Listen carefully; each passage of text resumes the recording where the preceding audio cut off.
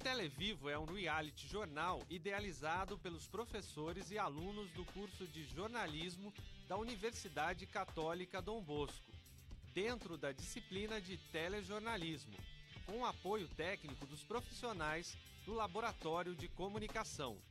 O Televivo mistura dois gêneros televisivos, o telejornal e o reality show, com a ideia de apresentar ao telespectador como é feito o programa, mostrando os bastidores de forma simultânea ao andamento da gravação, bem como depoimentos com os envolvidos durante todas as etapas de realização.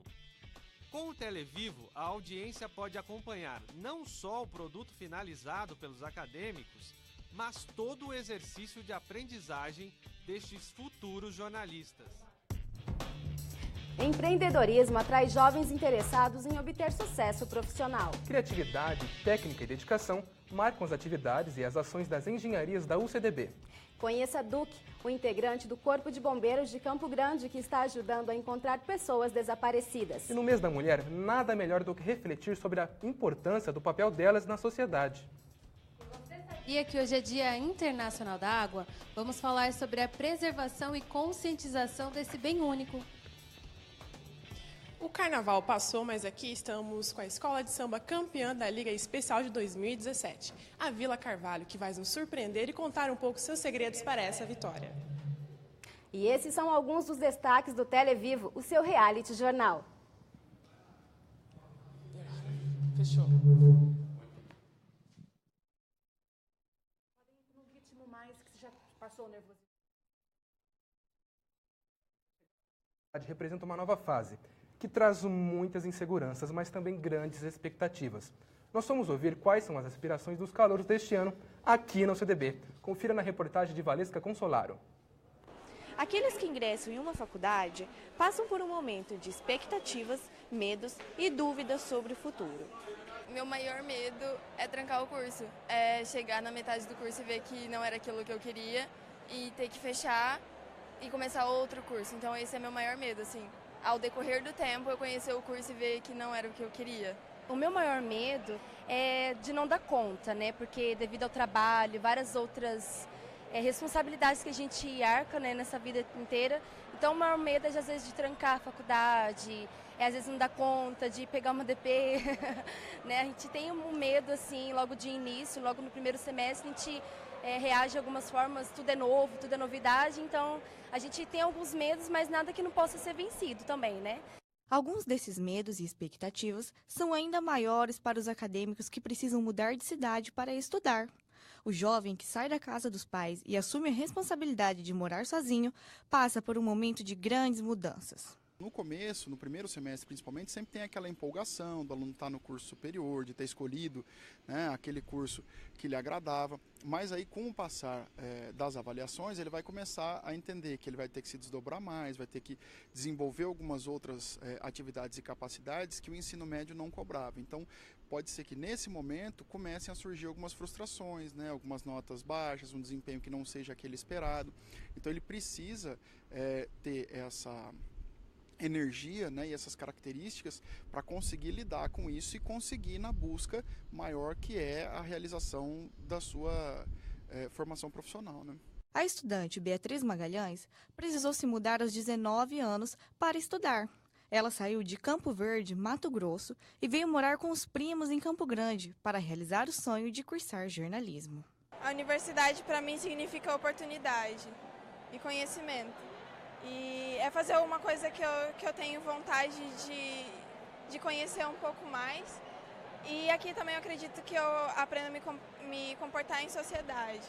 Aprendo algumas questões de sociedade, porque aqui a gente encontra pessoas totalmente diferentes do meu universo, por exemplo. São pessoas diferentes de onde eu vim. Então eu acredito que seja isso a universidade para mim. E a Universidade Católica Dom Bosco, por meio dos profissionais da clínica UCDB SUS, está oferecendo atendimento gratuito de audiometria à população. Os pacientes que apresentarem alguma alteração auditiva após passarem pela triagem poderão ser agendados para exames auditivos complementares. E se for constatado que o paciente necessita usar aparelho auditivo, ele também pode adquirir de forma gratuita aqui mesmo na clínica da UCDB SUS. Outras informações pelo telefone 3312-3697 ou ainda pelo e-mail sus@ucdb.br. Idade não é barreira para quem quer se aventurar no mundo dos negócios. Jovens buscam cada vez mais seu espaço no mercado empreendedor e mostram que são capazes de criar, administrar, gerenciar pessoas e alcançar o sucesso nas mais variadas organizações empresariais. O empreendedorismo jovem vem ganhando espaço. Para o especialista e consultor do Sebrae, Gustavo Schmidt, existem alguns pontos que devem ter uma atenção redobrada na hora do jovem investir em novas ideias. O jovem ele tem essa vantagem hoje de estar mais ligado, interligado com o mundo, só que ele precisa estar conectado com o cliente. Porque se ele achar que é só o canal de distribuição, ele volta a ter um problema negativo. Gustavo ainda ressalta: o público jovem tem características positivas e negativas que podem influenciar e muito se tratando de um novo negócio. Os pontos negativos do empreendedor é a impulsividade, é achar que a criatividade vai superar a gestão. E aí a pessoa possui uma boa ideia, possui energia para aquilo, possui motivação, entusiasmo, porém ela não faz a base empresarial. O número de novos jovens empreendedores aumenta a cada dia e é aqui, dentro da universidade, onde esse público se encontra. A faixa etária varia dos 18 aos 35 anos. E outro dado importante é que quanto maior a proporção de desempregados, maior o número de novos investidores. Quando falamos de jovem e empreender, é inevitável não pensarmos na parte financeira. Matheus Palhano, de 22 anos, é sócio da BFMS. E conta que para ser jovem e empreendedor é necessário ter coragem e fazer as coisas com determinação e qualidade. Medo não pode ter nunca, senão não vai conseguir evoluir, né? Hoje os jovens eles têm o apoio da faculdade para isso, da universidade para isso, né? A minha dica é essa, é correr atrás. Nós aprendemos a mexer com Photoshop, mexer com vários sistemas diferentes durante o caminhar da BF, para evitar enxugar custos e cada vez mais pela internet mesmo atingir todo esse público. E hoje é comemorado o Dia Mundial da Água, tão importante para a vida humana e que traz tantos benefícios. E ela precisa ser preservada, por isso corre o risco de escassez. Quem traz as informações sobre esse assunto é a jornalista Paloma Ortega. É isso mesmo, Atiene. Hoje é um dia muito especial sobre a conscientização da água. Segundo estudos, apenas 3% da água é considerada doce, ou seja, apta para o nosso consumo. A maior parte se encontra nos oceanos e nos mares e são consideradas águas salobras, que não é apta para o nosso consumo. Então, hoje, para entender melhor sobre o assunto, vamos conversar com o professor aqui da UCDB, do curso de Engenharia Sanitária e Ambiental da UCDB, o professor Guilherme Cavazana. Seja bem-vindo, bom dia. Obrigado pelo convite, bom dia. Começando pela primeira pergunta, professor, quando começou o processo de preocupação ambiental e até que ponto o desperdício de água chega a ser um problema? Bom, a água ela é fundamental para a vida desde quando o mundo é mundo, né? Então essa preocupação com a qualidade, com a quantidade de água, ela vem desde então. Mas começou a ficar mais evidente após a Revolução Industrial, onde teve maior consumo de água, maior poluição também com ela e a maior demanda e crescimento populacional. Então o desperdício está nesse fato de que a água ela não vai acabar. Se ela não estiver aqui, ela vai estar em algum lugar. O problema é ela acabar em qualidade. Tanto que hoje ele é um recurso que a gente, por lei, ele é finito e dotado de valor econômico. E sobre a educação ambiental voltada para o consumo racional, você acredita que seria importante acrescentar essa matéria no ensino fundamental, fazendo assim a conscientização das crianças desde cedo? Sim, na verdade a educação, né, ela acredito que seja a solução para o nosso país. E não é diferente para a educação ambiental, tá? Se desde cedo eles soubessem qual que é a importância do recurso natural para a vida deles, com certeza esses alunos ou esses novos cidadãos que virão, cuidariam melhor do recurso natural. Nós temos aqui na UCDB um projeto de extensão, tá, que é o Construindo Saberes de Engenharia, que entre uma das ações é a ação de educação ambiental, onde nós vamos nos colégios e apresentamos várias temáticas lúdicas sobre a preservação do meio ambiente. Então, acredito que quem se interessar possa entrar em contato com a gente também para isso. Muito bacana. E para finalizar, professor, agora deixa algumas dicas para quem está em casa de como possa economizar água. Bom, as dicas são aquelas que nós conhecemos, mas que tem que virar hábito, né? Que é fechar a torneira quando está lavando uma louça, ou quando está escovando os dentes, ou quando for sem ensaboar num banho, mas principalmente correr atrás na casa onde tem vazamento, porque esse vazamento fica um pouquinho durante o dia e no final do mês ou no final do ano acaba sendo considerável a perda que ocorre. Muito obrigada, professor. E esta foi falando um pouquinho sobre a conscientização da água. Volta no estúdio. E o nosso reality jornal está ao vivo pela internet. Se você quiser participar, deixe o seu comentário nas redes sociais. Veja a seguir no Televivo. No mês da mulher, vamos refletir sobre as barreiras que nós ainda enfrentamos na sociedade.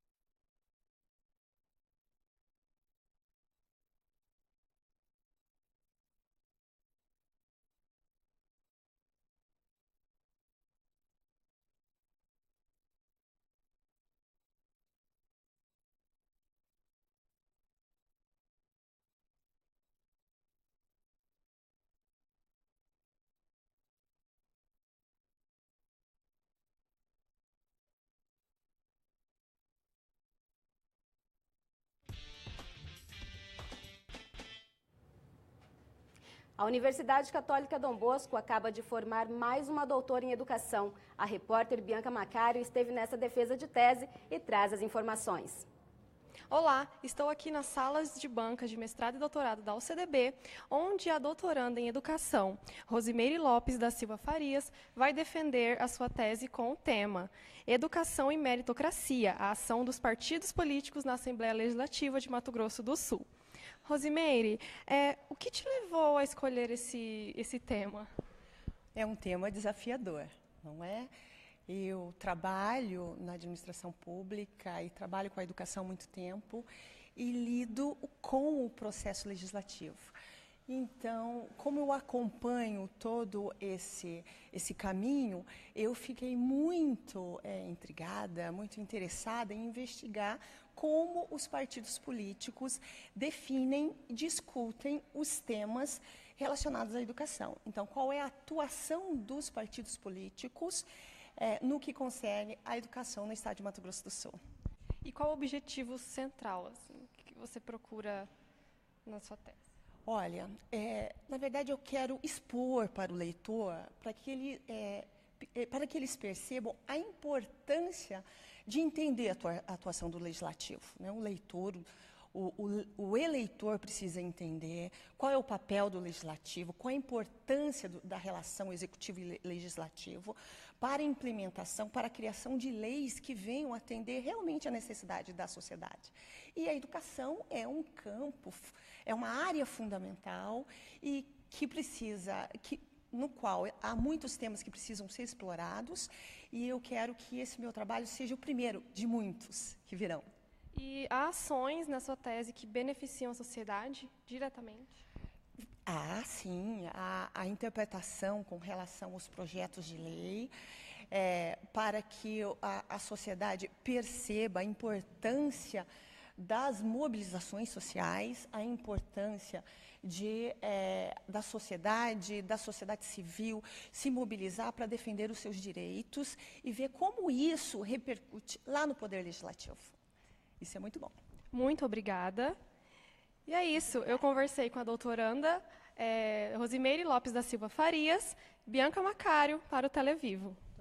Lembrando que a UCDB já formou 43 doutores no total, sendo 28 em teses defendidas no doutorado em Educação, 13 em Ciências Ambientais e Sustentabilidade e 2 títulos no doutorado em Psicologia. Neste mês comemora-se o Dia de Todas Nós, as mulheres, e é importante nesta data entender a história de luta por direitos iguais, que são relembrados no 8 de março. A repórter Carla Zanuncio buscou respostas para muitas dessas questões. Olá, eu sou a Carla Zanuncio e eu estou aqui com a Lucélia Tashima, ela que é coordenadora do curso de Ciências Contábeis da UCDB. Lucélia, conta pra gente um pouco como surgiu a história do Dia Internacional da Mulher. Bom, se a gente for olhar um pouquinho a história, não tem uma data específica. Foram vários movimentos sociais que aconteceram nos Estados Unidos, né, por volta do século XX, e que culminaram nas discussões da questão da igualdade social entre direitos políticos, trabalhistas, e a mulher estava nessa figura principal de discussão. A mulher de hoje busca o valor na sua maneira de ser, pois ela tem consciência da importância do seu papel na comunidade. Sua opinião é relevante, o seu voto é decisivo e a sua contribuição social é concreta. Quando você escreveu o artigo Mulheres Celebram Cada Conquista, no que você estava pensando? A primeira coisa que me passou pela cabeça é que tudo é possível, né? Ninguém nasce com conhecimento, nós sempre nascemos abertas ao conhecimento, né? Se a gente olhar para uma criança, ela é alguém desprovida de conhecimento, mas cheia de perguntas. Então, essa formação, ela é contínua. Então, a gente não pode simplesmente olhar e falar assim, não, isso não é possível, eu não posso ser uma profissional de excelência, né? Eu tenho 2, 3 filhos e ainda assim eu não posso trabalhar. Pode, você tem que ter primeira vontade, né? E aí, por trás disso, tem um pouco também de querer ultrapassar os seus próprios limites, né? De buscar constantemente coisas que te desafiam, né? E que te façam se sentir bem com aquilo que você faz. Eu acho que olhar para trás e ver que existe uma trajetória profissional de crescimento, de reconhecimento dentro do mercado de trabalho, e não só isso, mas em questão de termos de salário, isso faz com que a gente busque cada dia mais novas conquistas. No mês em que se comemora o Dia Internacional da Mulher, intensificamos as reflexões sobre igualdade, respeito e direito das mulheres na sociedade. O tema que nunca deve sair de pauta vai ser tratado aqui no Televivo. Rafael Omar é quem traz as informações. Bom, estou aqui com a delegada Ariene, e ela vai falar um pouco sobre a atuação dela na Casa da Mulher Brasileira e no DEAN. Olá, Ariene, tudo bem? Bom dia a todos. É um enorme prazer estar aqui na universidade que me graduou. Estou atualmente titular da Casa da Mulher Brasileira, da Delegacia da Mulher.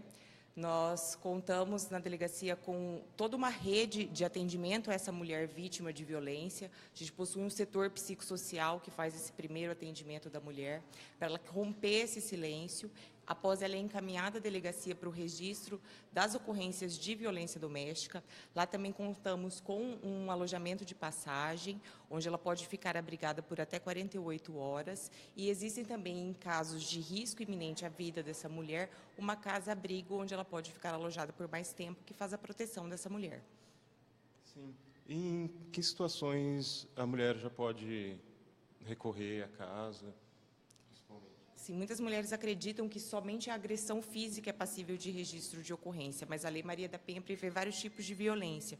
É aquela violência moral, daquele autor que ofende, que xinga aquela mulher, a violência psicológica, que são nos casos de ameaça, as agressões físicas também, que deixam ou não lesão, elas podem ser registradas, a violência sexual e a violência patrimonial. Sim. Você poderia falar um pouco sobre o índice, se está aumentando, se está abaixando anualmente? Eu assumi a Delegacia da Mulher em maio do ano passado e fiquei impressionada com os números de registros de ocorrência, uma média de 650 registros mensalmente. Os números vêm crescendo. No ano passado foram registrados 7.200 boletins de ocorrência, mas o que a gente percebe? Que estão diminuindo os casos de lesão corporal. A mulher é o menor sinal de violência, já naqueles casos de injúria e ameaça, já tem procurado a delegacia para fazer o registro da ocorrência. Então, aumentaram grandemente o número de registros de ameaça e injúria, mas estão diminuindo os registros de lesão corporal, o que é um ótimo sinal. Está mostrando que essa mulher não tolera o menor sinal de violência e já busca a delegacia para sua proteção. Certo, acho que já foi tudo esclarecido. Obrigado. Obrigada, prazer é nosso, estamos à disposição na Casa da Mulher Brasileira. Agora, para o estúdio. E qual a importância da inclusão dentro da universidade? Um acesso que para muitos é comum, para outros é uma grande barreira. A UCDB vem se adaptando com obras que possibilitem o fim desses obstáculos. Confira na reportagem de Gabriela Sandin. Acessibilidade, uma palavra que faz parte do vocabulário e do dia a dia na Universidade Católica Dom Bosco. Pelos corredores da Católica, o que não faltam são as instruções e placas informando que a inclusão das pessoas com necessidades especiais se faz presente. Logo na entrada dos banheiros, elas estão ali, identificando que o espaço é adequado.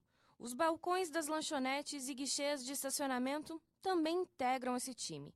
Para o pró-reitor da UCDB, Erivelton Breitenbach, acessibilidade e direito de ir e vir é direito de todos. A UCDB hoje ela tem 23 anos de existência aqui nesse campus. E quando ela foi construída, não se tinha um planejamento e também não era de conhecimento de todas as pessoas a questão da acessibilidade.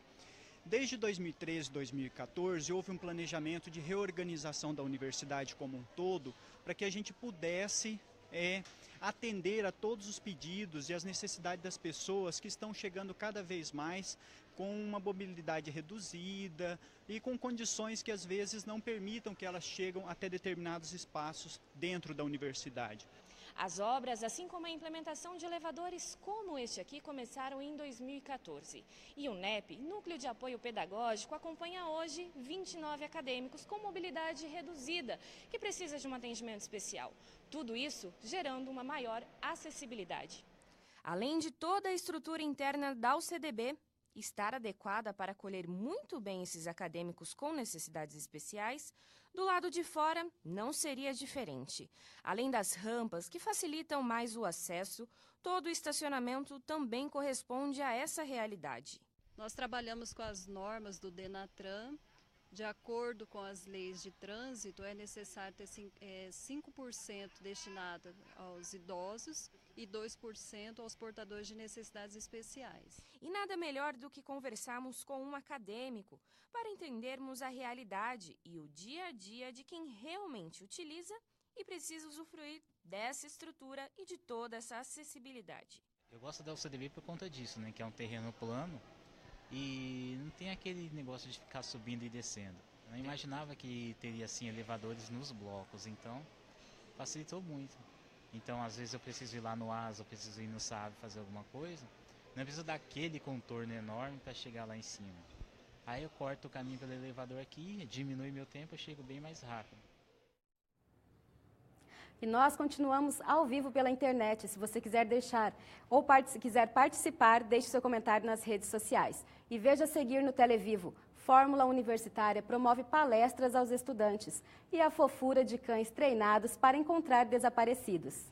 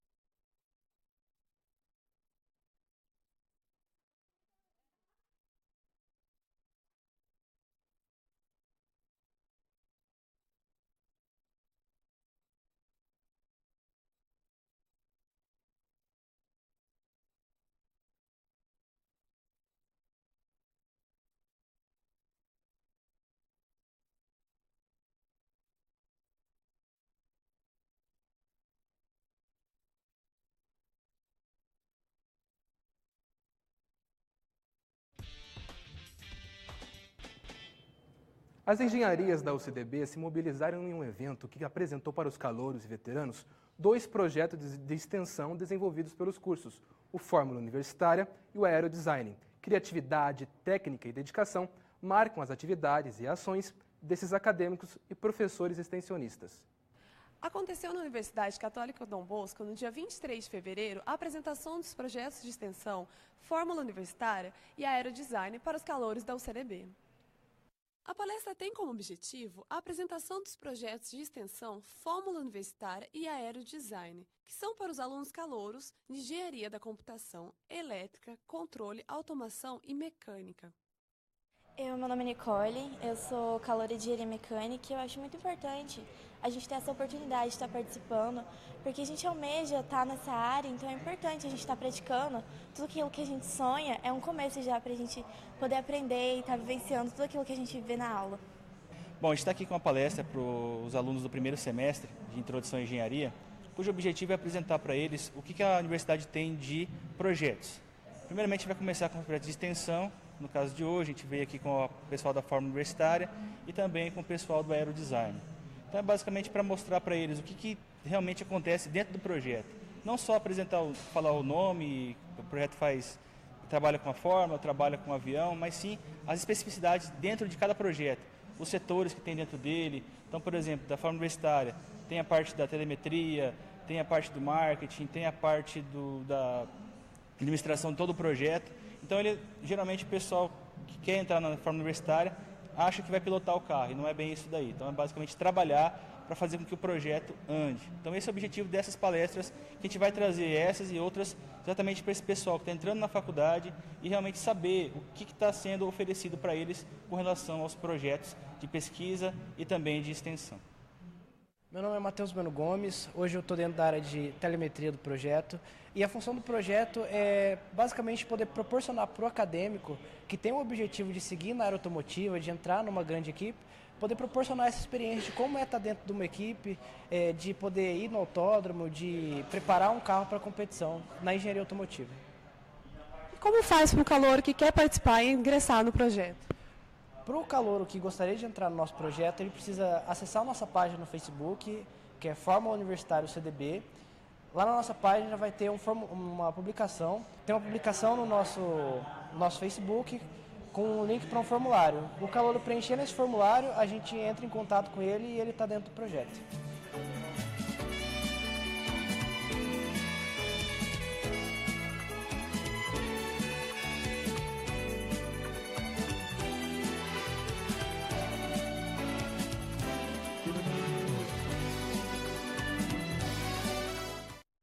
Dia 21 de março começou oficialmente o outono. Segundo a Organização Mundial da Saúde, a estação pode estabelecer índices de umidade do ar inferiores a 60%, não adequados à saúde humana. O clima seco pode trazer complicações alérgicas e respiratórias. De acordo com recomendações do Ministério da Saúde, deve-se consumir pelo menos 4 litros de água por dia, evitar exercícios físicos entre 10 e 15 horas, além de outras medidas simples que elevem a umidificação do ar, como o uso de toalhas molhadas nos ambientes fechados. E a prova de que os cães são os verdadeiros amigos do homem. Você vai conhecer Duque, um pastor alemão que está sendo treinado pelo Corpo de Bombeiros de Campo Grande para ações de busca às pessoas desaparecidas. Veja na reportagem de Bianca Macário. Ah, os cães, os melhores amigos do homem, companheiros, fiéis e também heróis. Não é mesmo, Duque? Busca e resgate com cães é um serviço realizado pelo Corpo de Bombeiros de Mato Grosso do Sul para encontrar pessoas desaparecidas ou afogadas. Para realizar essa busca, os cães precisam ter características específicas. Nós temos uma predisposição para que a gente busque as raças ideais para que eles possam fazer o trabalho. Primeiramente, a gente verifica que ele tem que ter um focinho longo, ou seja, com um focinho longo, o cão vai ter mais células olfativas. Com isso, ele vai conseguir captar muito mais odores que um cão de focinho curto, por exemplo. Então, nós damos preferência para esse tipo de cão. E no caso, nós utilizamos labradores e pastores. Reforço positivo é a técnica utilizada para o treinamento dos cães. O treinamento começa desde filhote, com meses de idade, nós já começamos a introduzir odores para que eles fiquem curiosos e depois vamos introduzindo brincadeiras, de forma que ele comece a ser algo prazeroso. Para ele, então, não é um trabalho, é uma brincadeira. Um dia na semana, o capitão Fábio realiza simulação de desaparecimento, além de treino para o condicionamento físico do cão. Nós iniciamos desde filhotinho, desde a seleção de filhote. Já para que a gente consiga um trabalho melhor, nós buscamos buscar os cães que têm aptidão. Então, quais são esses requisitos? Que ele não demonstre medo, que ele seja curioso, que ele goste de brincar, que ele goste de ser humano. Com isso, nós iniciamos o treinamento através de brincadeiras, onde nós se escondemos e quando ele achar e latir, nós damos um brinquedo e um carinho para ele de forma bem divertida. Em uma mata fechada, 2 pessoas se escondem para que o cão as encontre. Eu mesma me escondi. Fiquei imóvel e ele, o Duque, me encontrou.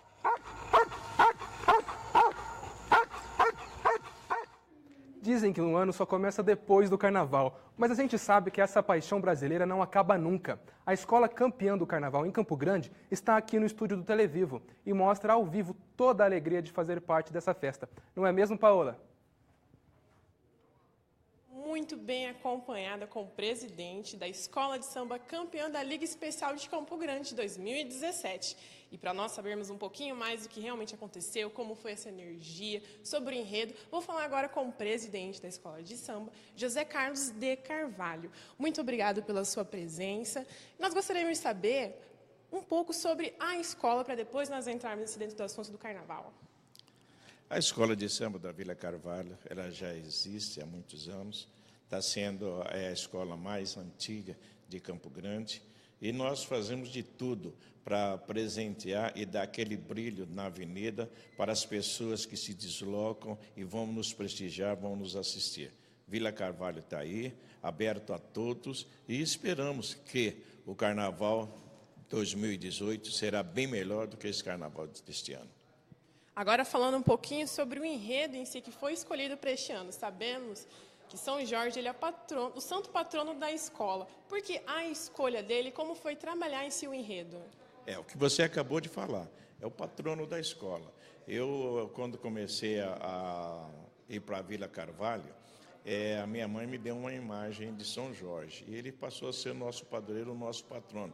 E nada melhor do que nós pedimos a sua graça, a sua bênção, para que nós possamos seguir cada vez mais brilhando na avenida. São Jorge, guerreiro da vila.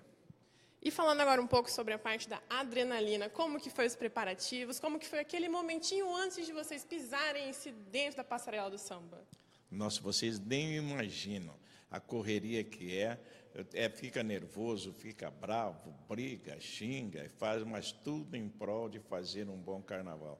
Na avenida, quando está na concentração, é aquela correria, pedindo para que as pessoas não saiam das alas, porque tem o juiz, o fiscal que vem contar para ver quantos integrantes são em cada alas, quantas alas tem, vão ver dos pés à cabeça as fantasias, para a gente poder entrar na avenida. Então, é uma adrenalina, por sinal, muito bom, porque quem participa do desfile de escola de samba sabe, sai a primeira vez, aí quer sair a segunda, a terceira, a quarta, leva a mãe, pai, vó, neto, leva todo mundo. É muito bom, é bom demais. Já que você falou sobre a parte que a avaliação vai lá ver quantos componentes que tem, quantas alas. Este ano, quantos componentes vocês levaram para a Avenida do Samba e quantas alas? Olha, a Vila Carvalho, não só a Vila Carvalho, todas as escolas, ela pode levar quantos componentes puder, porque a gente faz uma quantidade de fantasia e na hora que vai distribuir as fantasias, nossa, precisa de ver as pessoas chorando, querendo desfilar. Mas as condições que nós temos, por pouco. Nós temos uma base de umas 600, 650 componentes. Você poderia nos dizer qual que foi a pimentadinha que vocês deram neste ano sobre em cima do enredo, aquele que levantou toda a galera, que levantou todo o público? A vontade da comunidade de representar a cor da bandeira verde e rosa. E o nosso desejo de presentear, como eu disse, à população que vai nos assistir. Todo o nosso trabalho é em cima de fazer com que mostramos que em Campo Grande tem carnaval. E agora, em si, falando sobre o próximo ano, você poderia nos adiantar o que 2018 tem reservado para nós, campograndenses e a Avenida do Samba?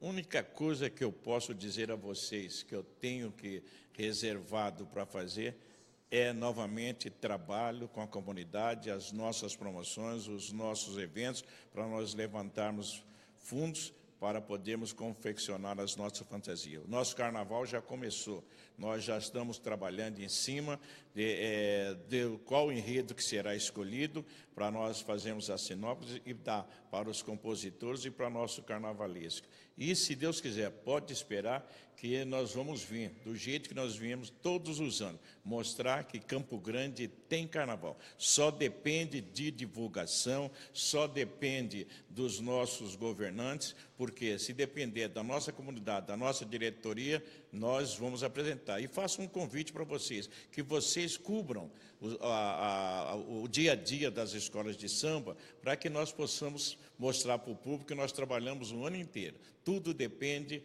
da nossa imprensa e vontade da comunidade, dos diretores das escolas de samba, nós temos.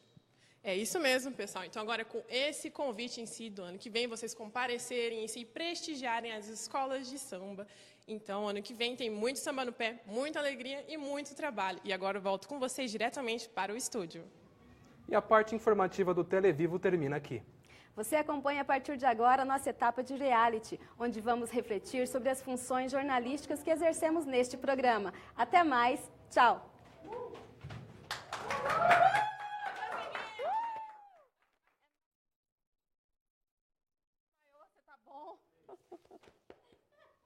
Foi ótimo, Arti. Não, mas você tem chance, né, amiga?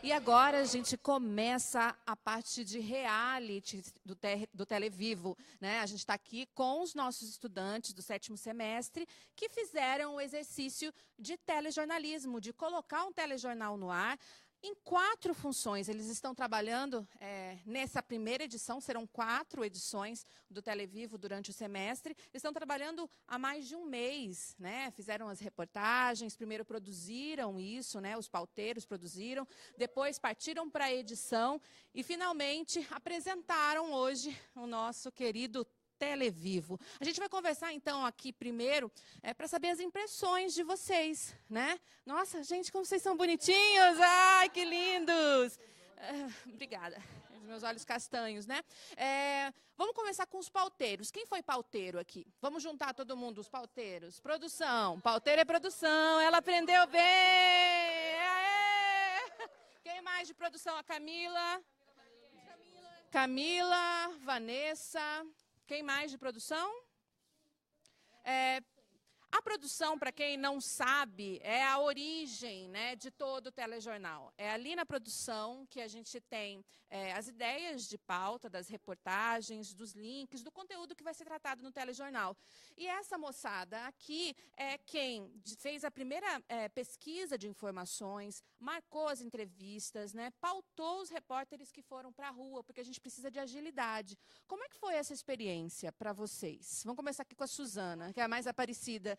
Né? No reality a gente sempre tem o mais aparecido. Suzana, como é que foi?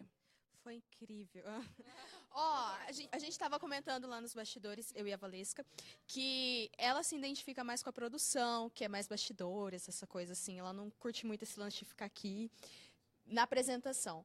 Eu falei, cara, eu gosto de tudo. Todo lugar que eu for para exercitar, eu vou adorar, porque é incrível. Então, assim, é muito legal fazer a produção. Eu produzi a matéria dos cães, tá, gente? Produziu e filmou, né? Isso, fui cinegrafista também, dos cães e da Fórmula Universitária. Ficou lindo, um arraso, muito obrigada. Não, mas assim, e é muito legal ver um trabalho em equipe, porque eu fui como cinegrafista, fiz a produção, e aí a Bianca foi como repórter. Ela tinha uma ideia, aí ela aceitou as sugestões que eu e a Valesca, porque a Valesca também ajudou nas gravações nesse dia. Cadê a Valesca? Valesca, você está falando muito de Valesca. Valesca é essa menina, essa moça. Oi, tudo bem? Tudo bem, pode continuar. E é legal ver o resultado em equipe que rolou. Ficou muito legal, adorei. Muito incrível. Telejornalismo é equipe, né? Eu não sei se vocês conseguiram perceber isso nesse primeiro exercício. Como é que foi a produção, Vitória, para você? Você produziu o link, né, com a delegada, falando sobre o conteúdo relacionado à mulher nesse mês. Eu produzi o link com a delegada e a matéria do empreendedorismo juvenil. E, assim, é um pouquinho, acredito que, como todos, é um pouquinho do que a gente já fez, então acredito que não teve muita dificuldade na parte da produção. E essa parte de trabalho em equipe foi o que mais me chamou a atenção, porque, assim, se não fosse o meu trabalho, o da Gabriela e o do Rafael não iam sair, e se não fosse o trabalho deles, o meu também não ia. E se não fosse deles, o da Tiene também não ia. Então, todo mundo tem que trabalhar junto no mesmo tempo, com o mesmo objetivo, para que saia um produto legal. Muito bem. Mas não teve nada de ruim? Não caiu pauta, nada, Vanessa? Na verdade, teve. Então, essas coisas acontecem no jornalismo. A gente sabe que, na verdade, igual eles falaram, é um trabalho em equipe. Então, na minha matéria, por exemplo, que eu produzi com a Valesca está aqui de novo, foi um contratempo, porque às vezes o entrevistado não podia, ficou doente, às vezes entrevistado com os alunos não deu certo em tal dia. Então, isso a gente pode ver também que acontece também na vida real, vamos dizer, no mercado de trabalho. Então, isso é para a gente estar buscando cada vez mais o real, a gente está trabalhando para a gente produzir isso lá fora. Muito bem. Cadê a Camila? Camila, vem aqui, Camila, no real. Camila! A Camila também foi produtora, teve papel fundamental na produção, organizou tudo. Como é que foi a experiência de produção para você? Eu achei muito corrido. E, por exemplo, é legal isso, como eu fui chefe de produção, eu auxiliei em todas as reportagens que as meninas tiveram que produzir. E, para isso, eu acho que foi mais corrido. Por exemplo, a Vitória, desesperada, me mandando mensagem no feriado, 9 horas da noite. Mas... Jornalista, 24 horas, né? Sim, claro.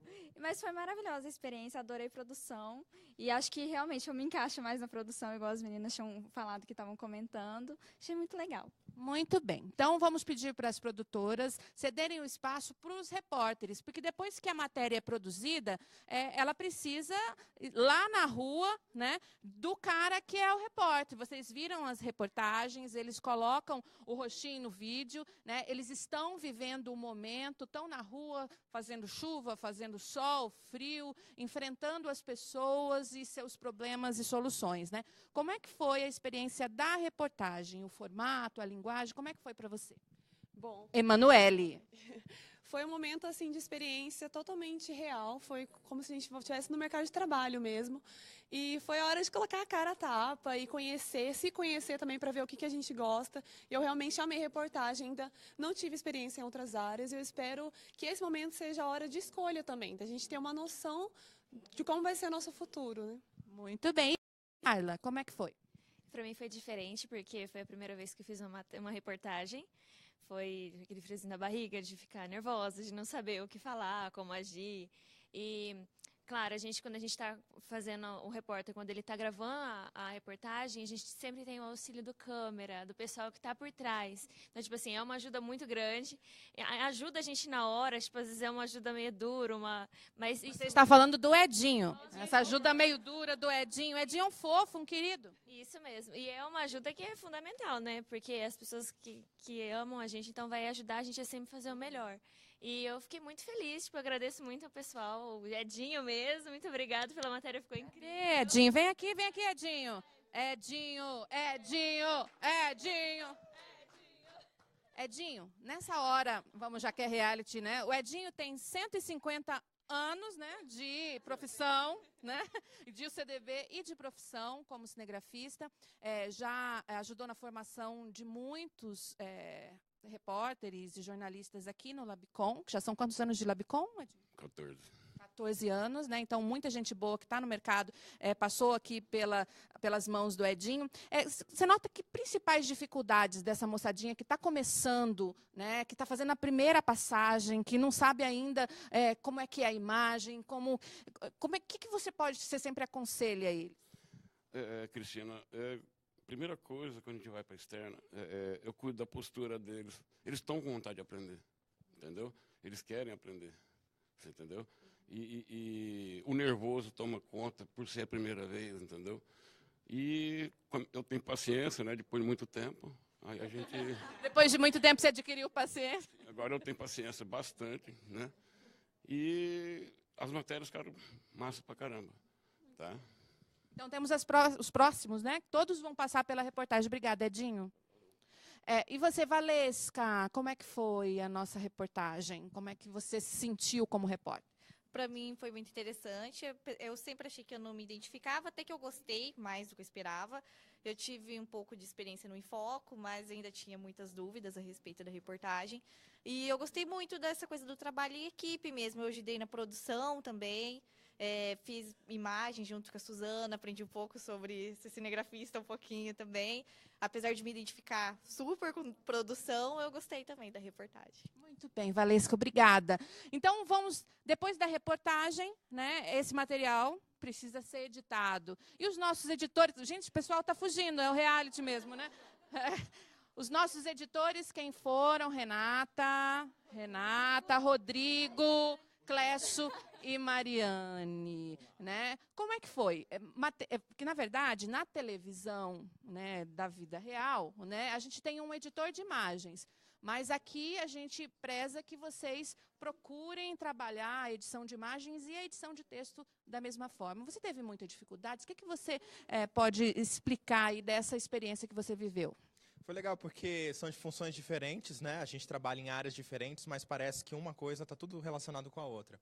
Então, mesmo tendo o pessoal que é repórter, mesmo tendo os editores, mesmo tendo os produtores, um não consegue finalizar o trabalho sem o outro. Então, eu estou lá editando uma matéria, chamei a repórter para ver como que a gente pode fazer melhor, pedir uma sugestão até mesmo, né? E a mesma coisa, acho que para os repórteres, para depois verem como que foi, né? Que ficou a matéria, o texto. E uma correria danada, né? O tempo, né? O tempo é importante, porque o tempo do programa precisa ser fechado de acordo com o que foi nos dado, né, ali. A gente faz todas as matérias, a gente vai editando na medida que vão chegando as imagens, na medida que vão chegando os textos, as estruturas, e no final tem um tempo total, né? A gente estourou o tempo, vai ter que reduzir o tempo das matérias, vai ter que reduzir o tamanho dos textos, e aí você vai se adaptando. Mas é uma experiência muito legal, assim. O Clécio também participou, né, Clécio, da edição específica das imagens e do texto, né? Como é que foi essa experiência para você? Bem, foi a primeira vez que eu participei editando, foi algo que era uma novidade, mas foi bem interessante, com a ajuda do Rodrigo, com a ajuda dos repórteres, como ele mesmo disse.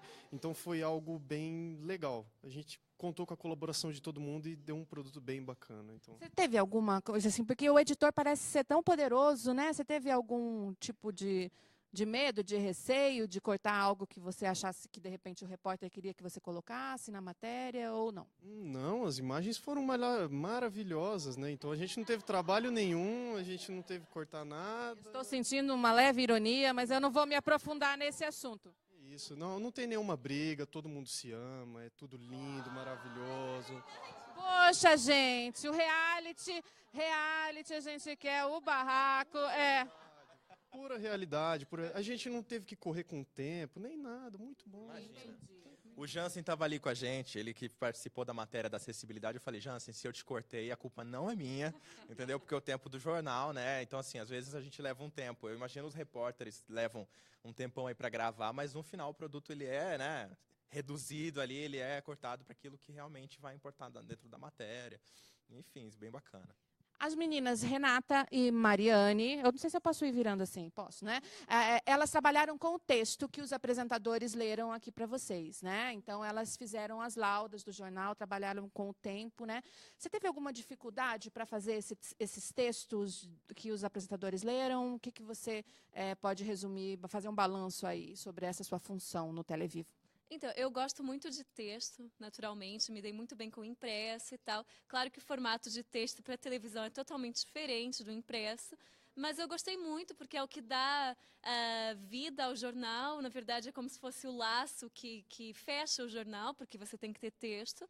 Eu até tentei, assim, entrar na parte de edição de imagens com o Rodrigo, mas eu comecei a ver que não dava muito e tal, e fui para a minha área que eu gosto mais, que é o texto. Foi muito bacana ver os apresentadores pondo em prática o que havia sido escrito. Sei lá, me senti, assim, tipo, realizada. Para você, Mariane, como foi a experiência? Bom, assim, nos outros semestres nós praticamos radiojornalismo, tele, mas não dessa forma de... No formato do telejornal. Exatamente. E, assim, a Renata e a Evelyn tentou entrar aprofundar na edição de vídeo, mas o Rodrigo tem a mais prática ali, então a gente só ficou no texto mesmo. E, assim, foi legal, porque cada segundo ali conta. Então, tem que ser muito detalhado, contado certinho, para entrar os 30 minutos. Então, eu adorei, o resultado foi muito bacana. Muito bem. Para a gente encerrar, então, a nossa parte de reality, eu quero falar com os nossos apresentadores, que acabaram, né? A Tiene, Jonatas, a Paloma e a Paola, né? Que fizeram a experiência de apresentar ao vivo o nosso telejornal. Vocês foram bem, né? Não teve nenhum gaguejamento, nenhum branco, tudo tranquilo. Foi bem mesmo, Tiene? Você estava tranquila? Não tanto, né? Tava nervosa, assim, dá um nervoso, porque você tem que se concentrar muito por ser ao vivo, aí você fica pensando, gente, se eu errar. Então, assim, a concentração é maior e não é, assim, tão simples. Você tem que se concentrar, tem que pensar no texto, tem que ver que o outro também está apresentando, tem que cuidar. Agora é o Jonatas, agora sou eu, agora está a matéria. Então, assim, é muita concentração. Corte de câmera muito rápido, assim, tem que estar bem atento, porque qualquer coisinha você se perde. Corta a câmera aqui, depois joga para a matéria, depois corta para ela. É uma coisa que você gostaria de fazer na sua vida todos os dias, apresentar um telejornal ao vivo, depois dessa experiência? Eu não sei muito bem, mas eu gostei da experiência. Foi maravilhosa, a gente aprendeu muito. Primeira vez ao vivo, atenção, como a Tiene falou. Então, talvez eu consiga algum emprego, quem sabe na bancada do Jornal Nacional, né? Muito bem, a gente tem que pensar alto, né? E aqui, falando em pensar alto, né? Aquelas assim, mais alto. Para a gente encerrar, que nós estamos terminando o nosso reality, tem que ser bem rapidinho. Como é que foi, Paola e Paloma? Eu sempre troco os nomes delas, né? Porque eu tenho um probleminha. Como é que foi, Paola? Bom, para mim foi um pouco difícil, porque eu já estou acostumada a fazer parte de reportagem, mas nunca ter os holofotes virados para mim. É somente gravado e depois... Você faz um estágio. Isso, eu já faço ensino um programa televisivo regional. Então, para mim foi um pouco difícil, ainda mais tirando que teve alguns imprevistos no meio do caminho, tive que mudar algumas coisas, então foi mais no improviso. Então, mas tirando isso, foi ótima experiência, mas eu não faria ao vivo. Não, mas você foi muito bem natural, amiga. Não, sem tirar. Cabeça...